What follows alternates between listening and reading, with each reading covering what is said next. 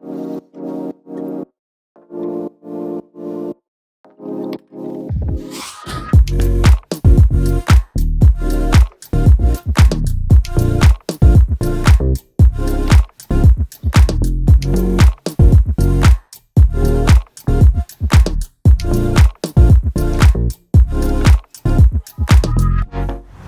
bičiuliai. Šiandien mes esam ypatingai vietoj su ypatingais automobiliais. Ačiū Lamberumui, kad mus priėmė ir sutiko pasidalinti šią įdomią istoriją. Man už nugaros stovi 90-ųjų metų automobiliai legendos. Kiekvienas įdomus savo istoriją, savo charakteristikom, savo sprendimais bei savo atsiradimo istoriją. Praeitoje laidoje jūs matėte BMW M5 E34. Tai yra įspūdingas automobilis, veržlus, jaunatviškas, greitas, įdomiais sprendimais. Po varikliu 3,8 litro, 250 kW. Nuo 0 iki 100 greičiau negu per 6 sekundės. Ant spidometro 300. Tais laikais tai buvo super automobilis. Įdomi spalva, įdomi komplektacija, jaunimo norimos linijos, formos. Net ir dabar jis atrodo labai gražiai. Tai yra labai gražus automobilis. Jam iš dešinės 94 metų Porsche 993. Tai yra ikona. Tai yra formos, greičio, veržlumo, sportiškumo ikona. Šitas automobilis turi 3,6 litro variklį, 200 kW, bet smagiai važiuoja. Pasakiškai valdosi. Jeigu žiūrint dar jo galingesnės versijas, nežinau, RS, turbo ar visokios kitas konfiguracijas, tai yra pasakiškas automobilis. Tuo metu, tai yra 94, 5, 6 metai, kai pasaulis turėjo tokius gražius automobilius, šis Porsche puošė gatves, puošė aplinką, kūrė emocijas. Man už nugaros tai yra Audi S2. Taip, jūs turbūt dauguma girdėjot Porsche, Audi, bendrą junginį Audi RS2. Apie jį mes pašnekėsim kitoje laidoje, tačiau čianai, šalia manęs, stovi Audi S2. Įdomus faktas, kad jų buvo Avanto versijų pagaminta 1818 ir tai yra žymiai mažiau nei garsiųjų Audi RS2. Šis modelis Lietuvoje jau yra senai, virš 10 metų. Savininkas prižiūri, šiek tiek modifikavo, važinėja, džiaugiasi. Tai yra įspūdingas automobilis. Aplamai Audi buvo turbūt vieninteliai iš gamintojų, kurie darė greitai Avantą S2. Tai buvo automobilis su turbokompresoriu, su 4 varomais ratais, su privalumais, su Avantų bulbėm vežt, kuris galėjo varžyti su BMW M5, Porsche 911 ar kitais super automobiliais. Ir žinoma, man iš dešinės garsusis Mercedesas 124 kėbulų E500. Šis nuostabus meno kūrinys buvo pagamintas Mercedeso bei Porsche sąjungoje, rinktas rankom. Buvo pagaminta, jeigu neklystu, šiek tiek daugiau nei 8000 vienetų. Po kapoto slepiasi garsusis 5 litrų variklis, greičių dėžė, tik automatai, tik 4 bėgių. Tačiau tuo metu tai buvo super automobilis. Savo parametrais, plačiom arkom, nedideliu kėbulu, žinoma, patikimumu, tai buvo kažkas tokio. Tuo metu tiek gamintojai, tiek vartotojai, tiek žmonės džiaugiasi automobiliais. Džiaugiasi ilgamžiškumu, sprendimais, medžiagų kokybė. Man gražu, o jum? Aš tikrai džiaugiuosi ir dar kartą dėkoju visiems savininkam, kad sutiko pasidalinti šiais automobiliais, o įdomiom istorijom apie šios automobilius mes pamatysime toliau. O dabar pasigrožėkite šiuo vaizdu.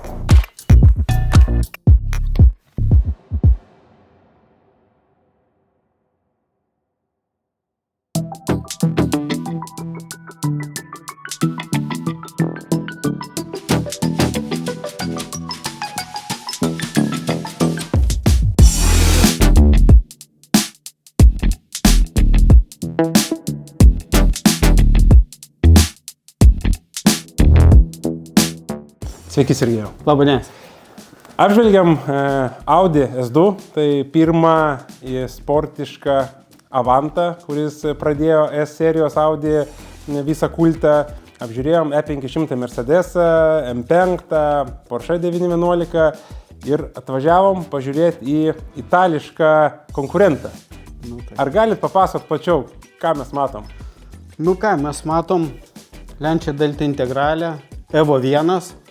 Gamybos metai yra 92, yra tiesioginis atsakas Audi ralio trasose. Taip, istorija tokia jos labai šlovinga yra. Šeši kartai pasaulio čempionas, net Subaru nėra tiek tapusi. Ne veltui turi ženkliuką ant konsolės pažyminti šešias pergalės. Šešias pasaulio pergalės, jo. Tai čia yra itališka, kaip sakyt, arba M3, arba AMG, arba kažkas tokio, gal vokiška kultūra labiau Lietuvoje yra populiaresnė tokia, bet čia yra tikrai išskirtinė vienetinė tokia mašina, kuri kovoja pasaulio trasose su Audi ir tikrai gan stipriai, jo, tikrai tokia labai įdomi yra. Taip. O ar jūs žinote, kiek maždaug Lietuvoje būtent šitų Evo 1 yra? Aš nežinau, ten Evo 1, Evo 2, bendrai nemanau, kad jų yra daug, ten galima taip apsibriežti, aš manau, kad ten iki 10, nors gal iki 5 kokių mašinų, tikrai nėra labai jinai populiari. Geras. Jeigu kažkas žino, kas turi Evo 1, Evo 2, tikrai parašykite asmeninę žinutę ar komentaruose, būtų įdomu turbūt suskaičiuoti ir pasižiūrėti, kiek jų yra. Kokia įsigijimo istorija, kiek laiko Lietuvoje yra? Dabar taip sunku atgaminti, nes čia viskas taip eksprontam gaunasi, maždaug jinai turbūt iki 15 metų atgal aš ją įsigijau. Jinai yra eksportuota iš Anglijos su normaliu europiniu vairu, nes tai tokių mašinų kaip būdavo su europiniu vairu registruojamos. Ir čia jinai dabar Lietuvoje laukia, kaip sakyt, savo eilės pilnam restauravimui. Bet jūs anksčiau važinėjo, dabar kurį laiką jinai stovi, laukia, puošia šitą gražų garažą. Taip. Važinėjau, kažkiek važinėjau, čia tokia mašina yra, jinai ne kasdieninė. Taip. Gaila su ją kiekvieną dieną važiuoti iš tikrųjų yra, bet jau trečią žiemą iš eilės, kai planuoju, kad vis žiemą išvažiuosiu su ją. Galvoju, gal spėsiu šitą žiemą, gal ne, reikia žiūrėti. Tikrai linkim ateinančiai žiemą, jeigu šiandien nespėsit, pasidaryti ir tikrai su tokia ryškia mašina tikrai puošite Lietuvos kelius. Nes vėlgi atrodo automobilis gerai, išskirtinis ir tikrai jisai parodytų savo visą potencialą, tai yra ant žvyro, ant sniego. Tai labai smagus automobilis. Kaip italai sakė, tai čia žvyrinis yra Ferraris, nes jos ralinės versijos ant žvyro įsibėgėdavo iki 3 sekundžių, iki 100, tai čia yra daug dalių nuo Ferrario, ten kažkokiuose, tokia jinai tikrai yra. Gerai. Italam labai jinai yra prie širdies tą mašiną. Nes labai smagu, kaip ir jūs minėjot, kad Lietuvoje vis tiek ta kultūra vokiškų automobilių yra ir mes visi ten matom Audi sportinės, BMW, visi AMG ir taip toliau ir labai smagu pamatyti konkurentą, kuris tikrai tuo metu arba duodavo į kaulus, arba važiuodavo tikrai šalia. Tai labai smagu matyti tokias mašinas. Apie ją dar kažkiek, jeigu pridurti, čia yra jinai tiesiogiai susijusi su autosportu šitą mašiną. Nebūtų autosporto, nebūtų tokios mašinos, nes jinai bazė jos 79 metais eilinis hatchbackas buvo, nieko neįsiskiriantis jo ir dėka tų pergalių, kur skynė jinai jas kiekvienais metais tobulindavo pūtę sparnus, ratus 5 variklius ir jinai 92 metais, 93 išleido, man atrodo, net gal 94 paskutinį, tai finaliai edition išleido, tai jinai yra tokia kokia šita, tokia agresyviausia, kaip sakyti. Taip, ir smagu, kad jinai tos raumenys tuo laikotarpiu turėjo tikrus, nes dabartinės mašinos tai jos išsipučia, dauguma mašinų išsipučia, kaip ir piktos, bet įrodyti to piktumo savo taip vangiai gali, o čia yra toks tikras perliukas. Perliukas, bet ir šio laikinės labai geros mašinos, tos naujos tikrai fantastinės. Taip. Tai kągi, Sergejau, labai malonu matyti jūs su šito automobiliu, norėtumėm tikrai palinkėti greičiau išvažiuoti ir susitikti ar renginy, ar kely ir kad šitas jūsų automobilis džiugintų širdį. Labai stengsimės ir bandysim neprarast kontakto. Ačiū. Gerai.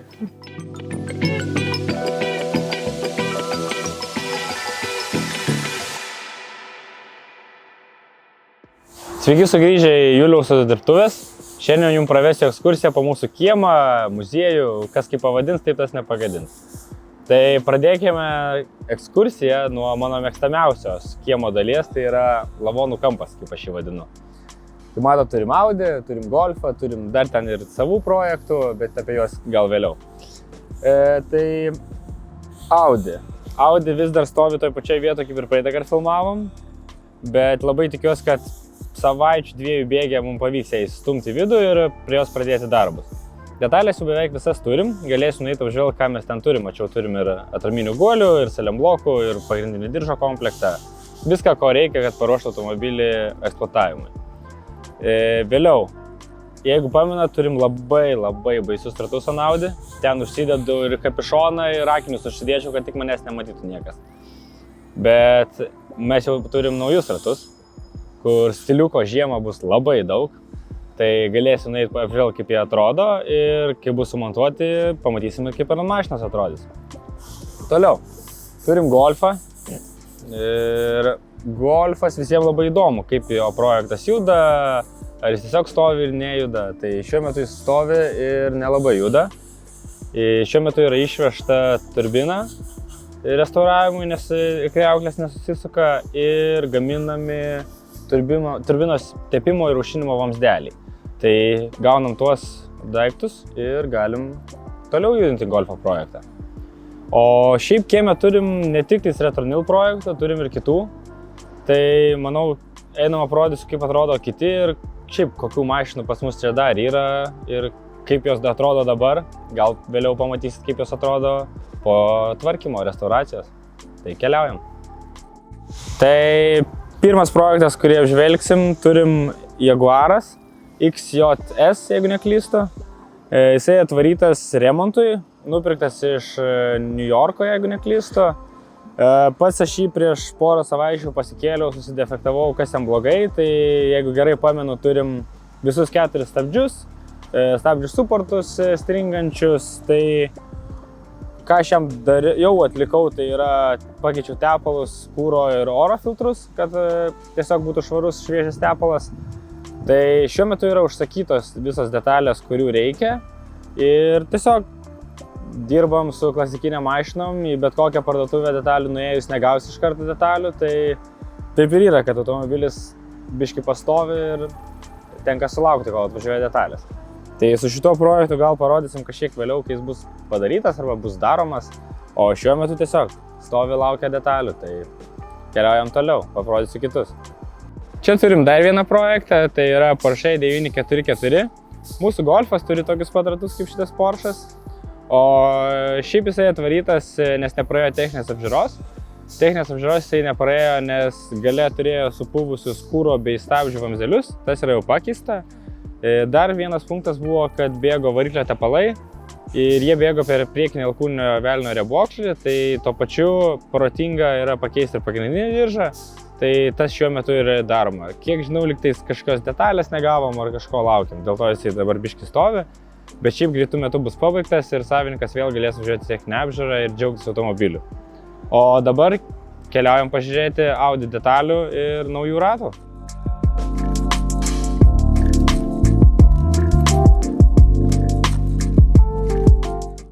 Tai čia bus Audi ratukai, jo, žinau, sunku patikėti, bet palangė tikrai kosminė kaip žiemai ir čia turim 18-liukinius, tai manau ant Audi 18-liukiniai ratai su tokiam palangė, gal truputį aukštesnė padanga, nes visgi mašina bus naudojama žiemai, bet vis tiek biškai paspausta žemyn žemės šviruoklių ir bus tikrai bomba. Tai laukiam, nesulaukiam, kada jos pagaliau išeis uždėti.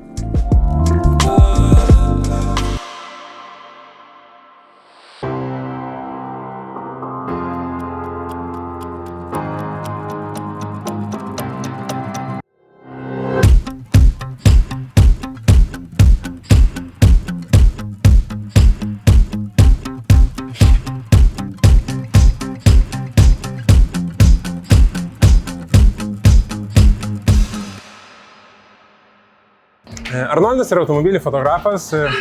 Turbūt nepabijosiu pasakyti, kad teko pabuvoti įvairiausiose vietose. Jo, tai teko daryti fotosesijas tiek visoje Europoje, tiek Dubajuje, tiek Amerikoje. Ir šiandieną panašu, kad turėsim kiek kitokį vaizdą, nei aš įpratęs galbūt.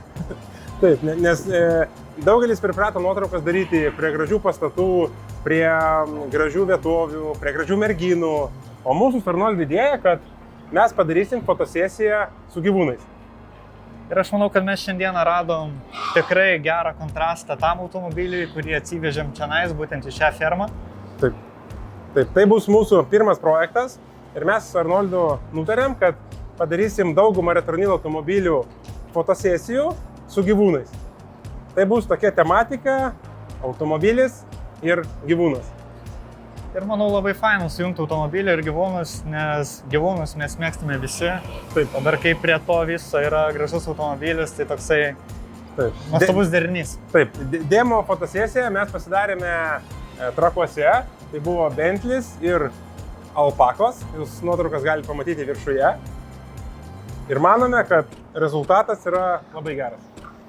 Taigi šiandien šių puikių gyvūnų apsuptyje, maloniam garse ir kvape, norėtumėm pradėti naują projektą ir kągi, pabandom pasižiūrėti, su kokiu automobiliu mes atvažiavome šiandieną. Taigi,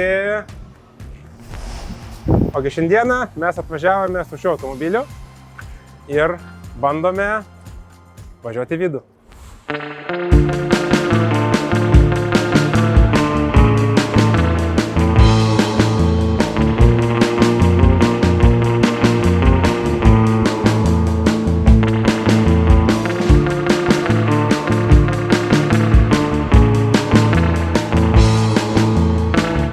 Bata biški kanda.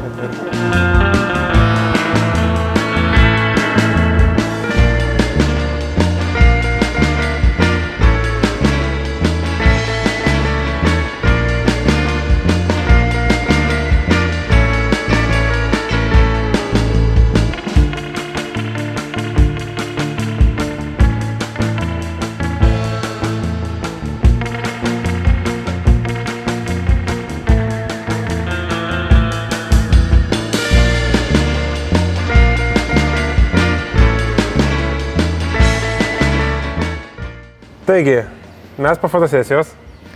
Ir manau, kad su kiaulėmis ir Porsche 993 fotosesija iš tikrųjų puikiai pavyko. Automobilis išsaugotas sveikas, tik apdulkėjo. Iš tikrųjų buvo nuostabi patirtis, manau, tiek man, tiek Juliui. Taip, tiek gyvūnam turbūt irgi neteko pozuoti. O maža to patys gyvūnai, tai puikus pozuotojai. Puikus. Tikrai taip, turėjom ypač vieną ypatingą kiaulytę, kuri nuostabiai kantriai pozavo ir padarė tikrai mūsų kadrus kitokius. Taip, taigi manau, kad jums patiko tokia įdomi kompozicija. Kada mes spėsim nuotraukas padaryti? Tai dalinamės dabar keliais kadrais, kuriuos galite pamatyti viršuje ir kitus kadrus pasidalinsim po savaitės. Taip, o dabar ačiū visiems ir ką, Arnoldai, ačiū už projektą. Ačiū Jums.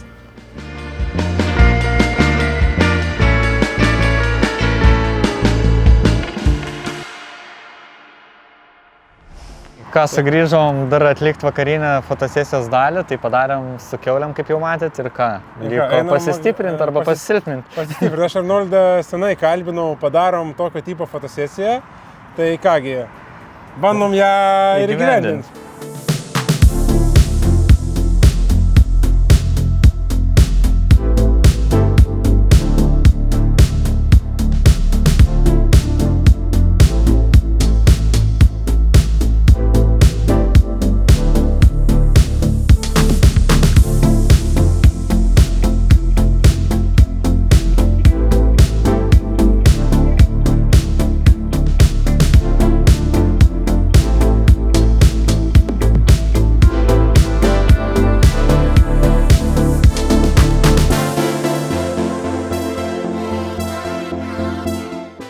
Taigi, artėja mūsų serija į pabaigą. McDonald's. Ir ką padarėm su Retronil 993, tai ką daro tikriausiai visas pasaulis, valgo McDonald's nuo spoilerio. Taip. Ir kadangi trendas jau ganėtinai ilgą laiką vyksta, bet manau mes spėjom dar iššokti tą traukinį ir Manau, kad taip. pasidalinsim gražiais kadrais. Tai ką ragaujam maistą? Ragaujam.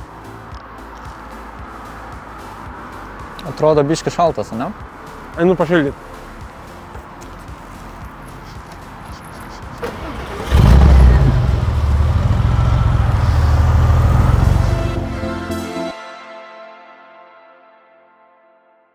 Ne dėl fotosesijos kažkas varė čia. Važiuosim žiemą. Vat ant tokių žiemą važiuosim. Stiliaus tikrai bus, palangė.